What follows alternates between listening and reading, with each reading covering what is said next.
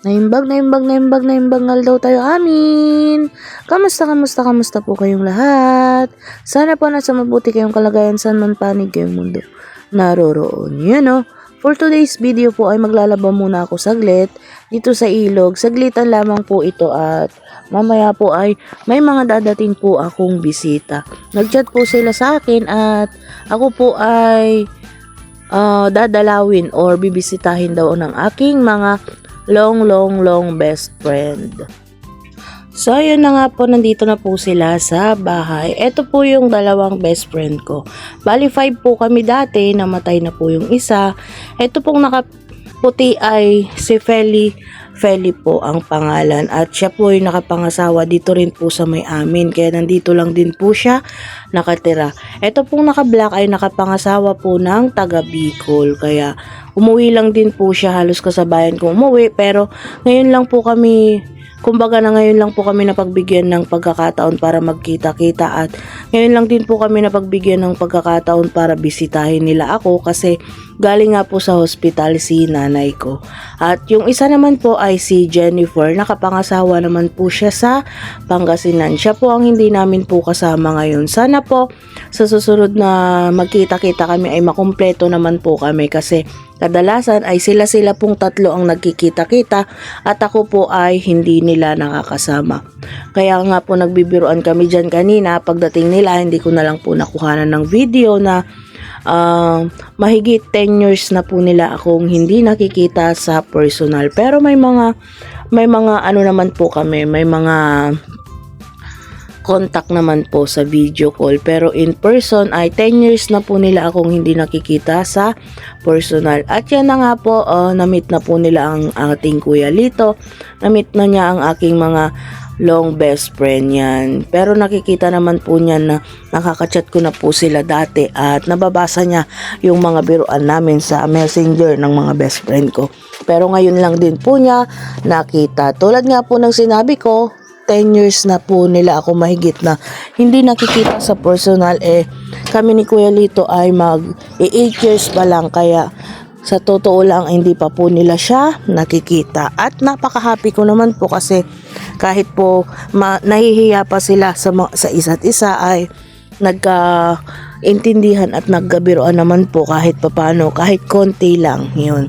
Sana sa susunod ay magkamit-meet po kami sa mga asawa, syempre asawa ng mga best friend ko rin. At maipamit ko rin ang aking asawa na si Kuya Lito. So yan, sa karamihan po ng naging ganap po dyan ay hindi ko na po masyadong nakuhanan. Ang kinuhanan ko na lang po ay yung aming pagmimerienda. Nagluto po ako ng konting pansit dyan dahil syempre tayo po ay binisita ng mga friend natin or best friend.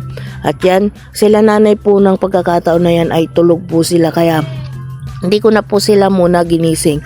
Pero tinirhan naman po natin sila ng merienda. Inuna ko lang pong pangmeriendahin na tong mga best friend ko kasi tanghalian pa lamang po ay nandito na po sila. Pero itong pagkakataon na to, nakapag-video ako ay pahapon na. So, uuwi pa sila at yung pagkakataon nga po na yan ay medyo nangungulimlim. Kaya pinauna ko po silang pagmeriendahin. At yan na nga po yung aking kapatid na si Rafa J. Inaaya na po namin. At kasama niya po dyan yung hipag ko. May pinuntahan po sila saglit. So, yan. Mamaya na daw po sila magmimerienda. Hindi naman po iba sa kapatid ko yung mga best friend ko kasi nakikita naman nila at kalugar naman po namin silang lahat. Kaso nga lang ay syempre katulad ko nalayo at nakapangasawa sa malalayo, kaya minsan-minsan lang na magkita na sila. Sa pagkakataon nga po na to ay dalawang best friend ko pa lamang po yung may papakita ko po sa inyo. Sana sa susunod ay 3 na po sila at hindi na po namin makakasama yung isa at namayapa na po dahil nagkakomplikasyon po ata sa panganganak niya. Matagal na rin pong mamatay, ilang years na. So, pero hindi naman namin nakakalimutan yung mga memories na magkakasama pa kaming buo, lalong-lalo na po nung nag-aaral kami, yung mga kalokohan, kasiyahan, yun po yung mga nakakamiss. Sino pong nakaka-relate diyan na hanggang ngayon yung mga best friend nila ay may contact or buo pa sila magkakasama. So yan, sana sa susunod ay yung mga best friend naman namin ni Kuya Lito sa Quezon Province ang mapuntahan namin ni Kuya Lito. May plano rin naman po kami na sa susunod na uwi ni Kuya Lito ay kasama na po ako at mamamasyal din po kami sa aming mga best friend doon. At sana pumayag din sila na maisama ko sila sa vlog. Syempre, part din po sila ng ating buhay. Gusto ko rin po silang makilala ninyo. At syempre, gusto ko rin naman pong may pakita sa inyo kung ano po yung mga samahan po namin po. So, yun nga po. Bago po kaya pala ang lahat ay nalimutan ko pong mag-aya, magmimerienda po pala tayo. Merienda po tayo ng pansit. Dahil po sa excited akong maipakita sa inyo tong vlog na to ay nalimutan ko na pong mag-aya po kanina. So ngayon po ay kain po tayo. Kain po tayong lahat. Yun, merienda po tayo. So, ayun na nga po, maituloy ko lang po. Sana po sa pag-uwi rin namin doon kila Kuya Lito ay suportahan nyo rin po yung aming mga vlogs doon. Yun.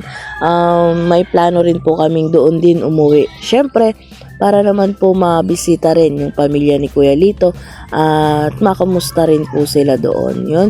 Syempre, para hindi lang naman po dito sa amin yung napuntahan po namin. Kasi nung last na nakauwi si Kuya Lito ay hindi po ako nakasama. Kaya gusto ko po, pag uwi po sana namin ay kaming dalawa rin po doon makauwi. Napakarami pong hindi inaasahang pangyayari sa pag-uwi po namin ngayon ni Kuya Lito dito sa amin. Kasi sa totoo lang po itong pagpunta po ng aking mga best friend dito sa bahay ay hindi naman po namin inaasahan. Kasi hindi ko rin po alam na uuwi yung aking best friend dito sa aming lugar o aming barangay. So ayun, hindi po namin to ini-expect na magkikita-kita po kami ngayon sa pagkakataon na to. Pero napakaganda at napaka unforgettable ng mga moments na naganap dito sa amin ngayon kasi kahit hindi inasahan ay napakasaya naman po. Yun, pero syempre hindi mawawala yung mga nangyayaring problema at hindi inaasahan na pagkakataon. Pero syempre pagsama-sama at kapit-bisig ay mapagtutulungan, mapag-uusapan at syempre tawag nun, malulutas. Yun lamang po ang aking mai-share sa inyo ngayon pong pagkakataon na to. At yun na nga po, kinahaponan ay dumaan po kami dun sa pinag-aralan ko ng elementary. Yan po yung San Vicente Elementary School. Diyan po ako nag-aral ng elementary. Ngayon po ay napakaganda na po ng aming school dito sa amin. Yan, napakarami na pong improvement. Yan, dito po ako nag-aral ng elementary sa aming barangay. Kinahaponan naman po ay pagkatapos ko pong dumaan sa aming school ay dumiretso po kami sa bayan at bumili po kami ng pang sopas. Ito po ang magiging hapunan po natin for today's video. So ayan na nga po, naghahanda na po tayo para maluto ang ating sopas for today. Dahil hindi na po kami kakain ng kanin, ito na lang po yung magiging hapunan po namin. At hindi ko alam kung hapunan o merienda, maaga pa po kami kasi sa pagkakataon na to. Pero syempre sama-sama na po doon para isang gastos na lang. Ando naman po tayo sa pagtitipid pa rin kahit nandito po tayo sa, lalong-lalo na po nandito po tayo sa probinsya. So ayan, meron lang po tayong bawang dyan, may sibuyas na yung sibuyas Tagalog po ang tawag namin sa laso na, and may hotdog po tayo, may margarine, meron pong ibap dyan, yun, at saka meron po tayong dalawang sobrang liliit na lara. Yun, napakabango po kasi ng sopas pag may lara po tayo. Yan, sa mga hindi pa po nakakatry, yun, try nyo po. Masarap po at mabango ang may lara sa sopas. Syempre, meron po tayong gulay na ang binili ko na po ay yung gayat-gayat. So, yun, pasensya na po pala kayo sa boses ng inyong lingkod ngayon at namamaos na naman. Ewan ko po kung sa klima po dito sa ating probinsya or sa saya po sa lahat ng nangyayari. Minsan po kasi ay syempre sa saya po natin, lalong-lalo na po pagka ganyang nung binisita po ako ng mga best friend ko ay puro tawanan, puro biruan. Yun, syempre matagal po kaming hindi mga nagkita-kita. Kaya Pagpasensya nyo na po ang boses ng inyong lingkod at para na naman pong may Adam's apple. Charot. Pero syempre, kahit po may Adam's apple ang inyong lingkod ngayon sa boses niya ay hindi nyo po mapipigilan sa pag-share ng mga kaganapan dito sa ating probinsya life for today's video. At yun na nga po, andito po pala sa tabi ko ang aking pamangkin na si Faith or si Yan. Ayan, kinukulit niya po ang Nainay Bera niya. Ang tawag po nila sa akin ay Nainay. Pinapakita po niya yung kanyang laruan at iniwan daw po muna niya dyan sa aking tabi. Napakasarap lamang po ng ganito na may mga pamangkin na nangungulit sa'yo sa iyong tabi kung mayroon kang ginagawa. At syempre, tinatanong kung ano yung ginagawa mo. So, yun, pabalik-balik po siya at nung makita po niyang nakavideo ko ay nahihiya po ang aking pamangkin. Syempre, hindi naman po sila sanay na sa mga ginagawa o sa mga kilos ay may nakaharap na video ko. Pero sabi ko na lang na patay yung camera kaya nagpatuloy po siya sa aking tabi at naglalaro. At sa pagkakataon nga po na yan ay i-focus ko lang sa aking ginagawa yung ating video para naman po makita nyo kung ano yung ating ihalo sa ating sofas for today's video. So yan, nandiyan naman po yung aking mga hipag, yun po yung nakikita nyong mga paa. Pero sabi ko dito ko na lang po muna i-focus. At yan ang aking pamangkin na makulit ulit. Ayun, nagtatanong kung ano daw po yung pangalan ng bell pepper natin. So yon, sinasabi naman po ng Nainay Bera niya sa kanya. Para naman po syempre pag sa susunod na makakita siya ay malaman na niya or alam na niya kung ano yung pangalan ng mga ganung bagay. At yun, pinapakita nga po niya sa camera na nakain daw siya ng banana. Napakakulit po ng aking pamangkin na yan pero sobrang mahihain po. Syempre kukunin po muna natin yung loob niya at nung nakuha na natin yung kanyang loob ay eto na siya, napakakulit. Sa totoo lamang po ngayong nag-edit po ako ng pagkakataon na to ay nandito po siya sa tabi ko at nangungulit na naman. Nakayakap po kay Nainay Bera niya. Napakasweet po ng batang aray pero pagka tinoyo ay maldita. Medyo dadagdagan ko na po pala yung aking niluluto para pagdating ng pag hindi po naubos ay pagdating ng almusal ay may aalmusalin po kami. Kasi po bukas po ng maaga ay may pupuntahan po kami ni nanay. Opo, kaming dalawa lamang po kasi pupunta po ulit kami sa Tarlac City para po ipa-check up yung bumubukol po sa kanyang sikmura. At sana po, samahan niyo po ako sa pagpipray. Kukunin ko na po itong pagkakataon na to. Samahan niyo po ako sa pagpipray na sana maging maayos ang aming pagpunta sa Tarlac at pagpapa-check up sa bukol ni nanay sa kanyang sikmura. At sana hindi naman ganun ka komplikado or kalala yung ating magiging problema sa bukol ng nanay ko. Syempre, be positive lang tayo at alam ko na nandyan ang ating Panginoon at nakagabay lang lagi sa atin. Yun, lumalapit naman po kami sa kanya lagi o mayat maya para lamang po sa case na to. Syempre, ito, balik na po tayo dito sa ating niluluto. Isasangag ko po muna yung ating sopas or yung ating shell ng ating sosopasin para po hindi po siya maglabsak kahit po abot po siya hanggang kinabukasan. Ganyan po ako kung sa mga nakakapanood na po ng aking mga vlog dati pa ay ganyan po talaga ako magluto ng sopas. Sinasangag ko po muna yung ating sopas shell para po hindi po siya malabsak kahit matagal na po siyang nasabawan. So ayan, ganyan lamang po at aantayin ko lamang po siyang mag-iba yung color niya or magputi-puti na po siya. Pero syempre, iingatan po natin at haluin ng haluin para po hindi siya masunog. At ayun na nga, kinagat pa ng lamok ang inyong lingkod na si Ate Bera diyan. Ayan, nagluluto na po tayo. Sisimulan na po natin. At yun na nga, meron pang nalaglag na isang shell. Dahil naman po malinis ang ating lapag diyan at bago lamang po nilinisan at lagi naman pong nililinisan ay isinama ko pa rin yung isang shell na nalaglag kasi sayang. Diba po? Pag malinis naman ay pwede naman po nating isama pa. Pero pag alam naman po nating hindi na malinis, ay huwag naman po natin nang isama lalo na po kung sa pambenta or pangkain po natin. So ayan po ay malapit na po nating hanguin dyan sa pagkakataon na yan. At pagkaahon po natin diyan sa ating sopa shell ay igigisa na rin po natin ng diretso. Di ko na po naipakita sa inyo yung paggigisa ko at nakapatay po pala yung aking camera. Pasensya na po kayong lahat. So ayan na nga po, malapit na po nating maluto at titignan po natin kung okay na po yung lambot ng ating pasta. At sa pagkakataon na po yan ay okay naman na po, kaya maglalagay na po tayo ng ibang mga sangkap. Ilalagay ko na po yung carrots po natin dyan para po medyo lumambot na. Pero hindi naman po natin sobrang lalambutan ng ating mga gulay kasi mas masarap pa rin po yung hindi naman overcook ang ating mga gulay. At sa pagkakataon nga na yan ay excited na po ang lahat para sa ating sopas na hapunan or merienda.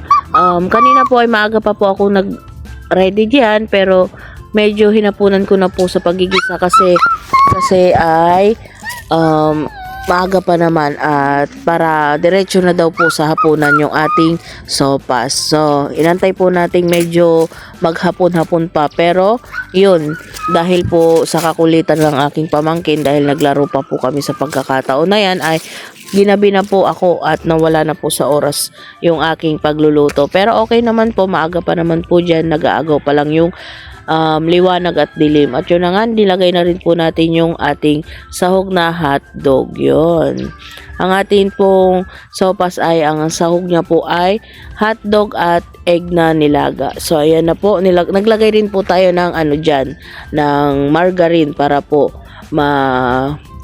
medyo maano yung lasa niya. Pero kanina yung pinanggisa po natin ay naglagay na rin po tayo ng margarine dyan. So, ayan, lalagay po natin at sasairin lamang. Hayaan nyo po, matutunaw naman po yan at mamaya pa naman po ang pag-ahon natin sa ating sopas. Kaya, ngayon pa lamang po ay nilagay ko na yung margarine para naman po matunaw at isama na yung lasa at aroma sa ating nilulutong sopas. Ayun nga po pala, sa mga nagko-comment na namimiss na yung ating luto serye, ay hayaan nyo po, banda-banda riyan ay pwede naman po akong magluto serye dito sa ating probinsya dito.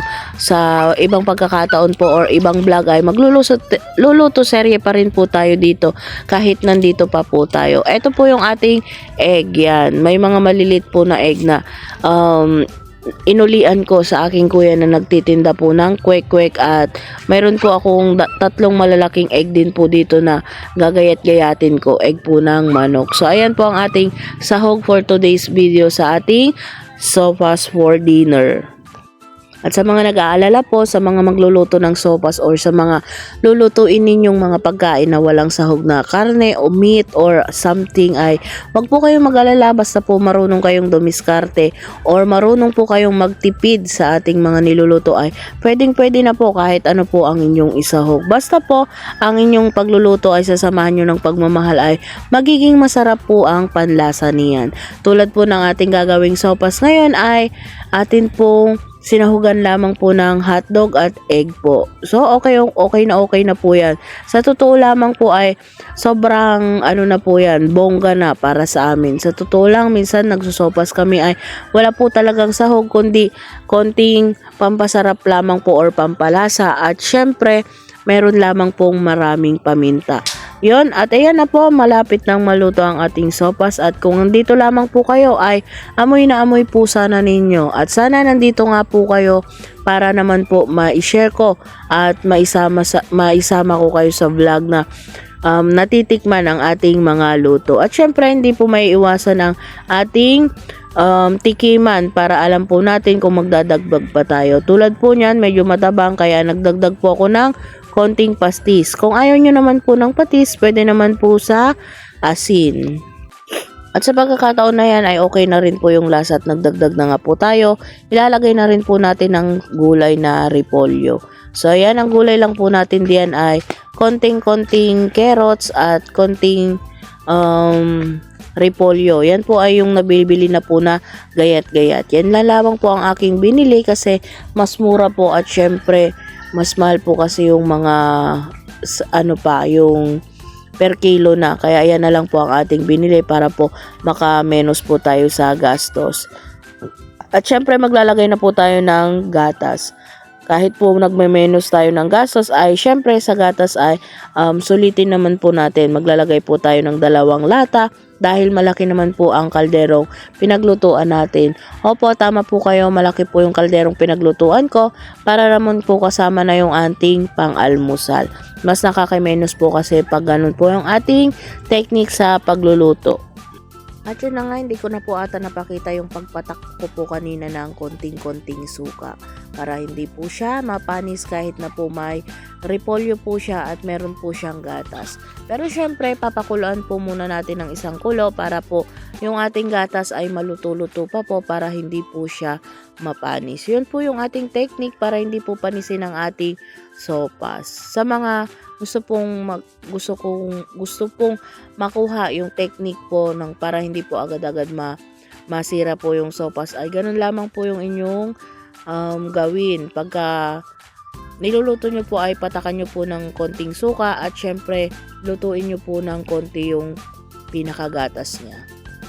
At yun na nga po, pinaka-final po ay pagkatapos po nating ilagay lahat ay inilagay na rin po natin yung egg. Yan, yung egg naman po ay na ilaga na kaya pang huli ko na po yung inilagay. At yun na nga po, luto na ang ating sopas for today's video. Ito na po ang ating kinalabasan ng ating sopas. At ano pa pong gagawin ninyo? Ito na po, kakain na po tayo. Ito na po ang ating munting salo-salo. At ito po ang ating Kuya Lito. Kahit nag-aaya po siya dyan na kumain pero tinanggal ko po ang audio natin kasi pasensya na po kayo sa mga naghahanap po minsan ng original audio ay ayoko po kasing makopyright kasi may mga music po dito sa mga katabi po naming bahay. So, tinatanggal ko na lamang po yung music kaysa naman po magka-violation po tayo. So, ayan, pagpasensyahan na lang po ninyo lagi ang boses ng inyong Ate Vera. At ito po, nagkasabay na po at magkasalo na kami ni Kuya Lito. Tara na po, kain na po tayo ulit. At bago po matapos ang ating video na to ay gusto ko lamang po kunin itong pagkakataon na to para magpasalamat po sa inyong lahat sa suporta po ninyo sa aming mga munting vlogs. At syempre maraming salamat po sa patuloy na nagmamahal po sa amin ng Kuya Lito ninyo. Maraming salamat din sa'yo ate, alam mo kung sino ka, maraming salamat sa'yo. Mahal na mahal ka namin at mag-iingat ka po lagi at nandito lang po kami ni Lito para nagpe-pray po sa iyo. At yun, maraming salamat po sa inyong suporta sa aming mag-asawa, lalong-lalo na po sa buong pamilya nyo. Maraming salamat po sa iyo talaga. At yun, maraming salamat po sa inyong lahat. Mahal na mahal po namin kayo at sana wag po kayong magsawa sa pagsuporta sa aming mag-asawa, sa aming mga munting vlogs, sa aming mga provincial life at syempre sa aking cooking series. Ayan, maraming salamat po ulit. At ito po, papakita ko lamang po yung clip ng paghaharutan ng Kuya Lito at ng aking pamangkin na si Yan.